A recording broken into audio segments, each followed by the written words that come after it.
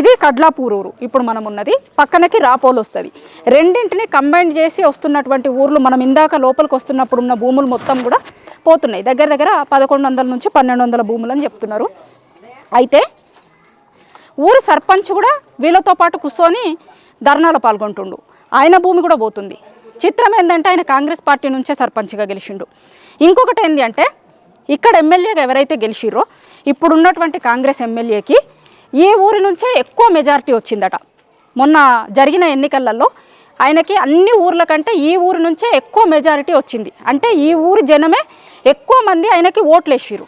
మేము ఓట్లేసి గెలిపించినందుకైనా మాకు ఇస్తున్న రిటర్న్ గిఫ్ట్ అనుకోవాలన్నా ఇది ఏమనుకోవాలి, మా ఊరు నుంచి ఎక్కువ మెజారిటీ తెప్పించుకున్నాం. ఎందుకు ఆయన ఎమ్మెల్యేగా ఉంటే మాకు మంచి చేస్తాడేమో అనుకొని తెప్పించుకుంటే ఇవాళ వీళ్ళు అడిగేటందుకు పోతే కనీసం గేటును కూడా దాకనిస్తలేరట.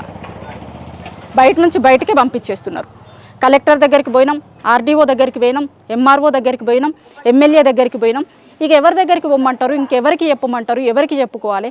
ప్రభుత్వమే మమ్మల్ని ఇబ్బంది పెడితే మేము ఇంకెవరి దగ్గరికి పోయి చెప్పుకోవాలి అని అంటున్నారు. నా వెనకాల ఉన్నటువంటి వాళ్ళు మొత్తం కూడా ఈ ఊరోళ్ళు రోజు వచ్చి కూర్చొని ధర్నాలు నిరసనలు చేస్తున్నారు. కనీసం మా వాయిస్ని పీస్ఫుల్గా ఇక్కడ కూర్చొని ప్రభుత్వానికి వినిపించే ప్రయత్నం చేస్తాము అని అంటున్నారు.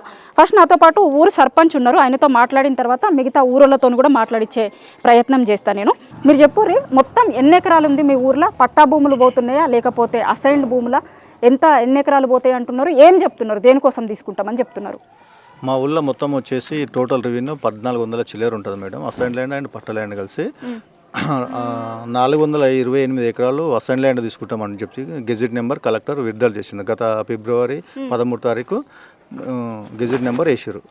తర్వాత ఒక వారం రోజులు కొన్ని అందులోనే మళ్ళీ 110 సర్వే నెంబర్ నుంచి 124 సర్వే నెంబర్ వేసి మళ్ళీ 135 సర్వే నెంబర్ వేసి అందులో కూడా 159 ఎకరాలు 24 గుంటలు గవర్నమెంట్ భూమి కూడా తీసుకుంటామని మళ్ళీ ఎంఆర్ఓ మాకు చెప్పడం జరిగింది. దీన్ని తెలుసుకున్న వెంబడే మేము స్థానిక ఎమ్మెల్యే నేను మా సొంతం పార్టీ కాబట్టి జనాలకు చెప్పి నేను ఒకసారి మా సార్తో మాట్లాడిన తర్వాత నిజమా కాదా తెలుసుకుందామని పోయి మాట్లాడినా. సార్కి నేను ఒకటే చెప్పిన, సార్ మా ఊళ్ళో ఇట్లా ఇండస్ట్రీ పార్క్ కారిడార్ పార్క్ అని పెట్టి 487 ఎకరాలు గౌటాన్ భూమి, 159 ఎకరాలు 24 గుంటలు పట్టా భూమి తీసుకుంటున్నారు.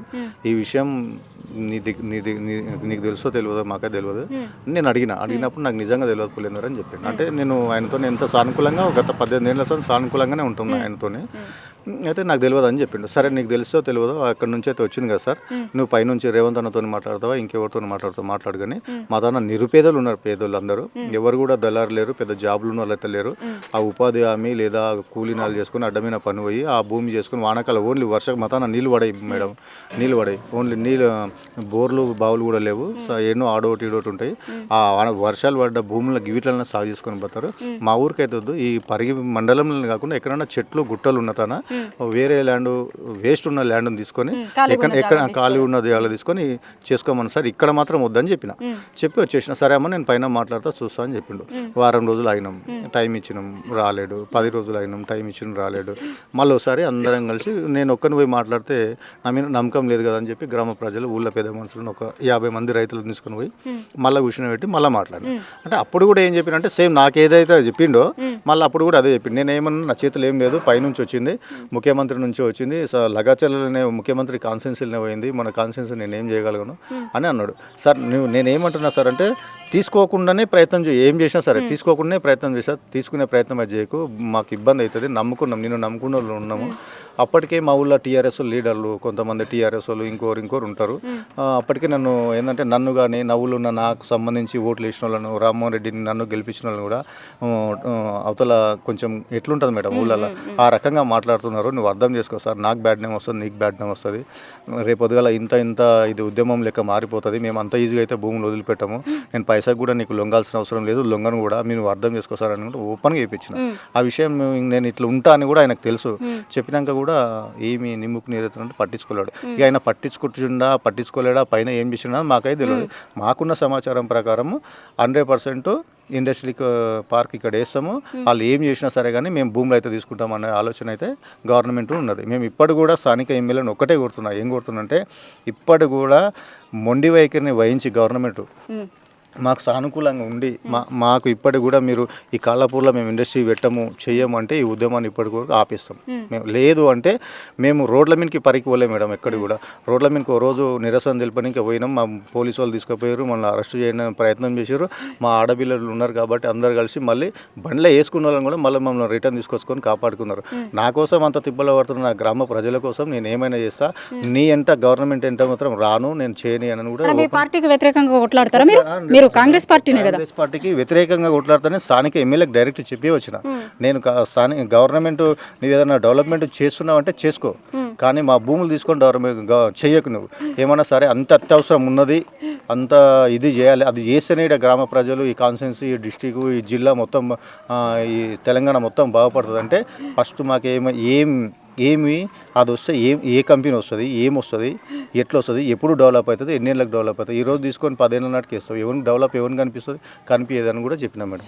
అదే ఇప్పుడు ఇండస్ట్రియల్ పార్క్ వచ్చిందనుకో, మీ ఊరోళ్ళకే వీళ్ళకి ఉద్యోగాలు వస్తాయి, డెవలప్మెంట్ జరుగుతుంది అంటున్నారు కదా, ఉద్యోగాలు వస్తాయి అంటున్నారు కదా, మరి ఎందుకు వ్యతిరేకిస్తారు మీరు? మేము ఉద్యోగాలు వస్తాయి, డెవలప్మెంట్ చేస్తామంటే మా తాన ఎక్కడో ఒక 100 మంది 150 మంది డిగ్రీలు చేసే వాళ్ళు ఉన్నారు.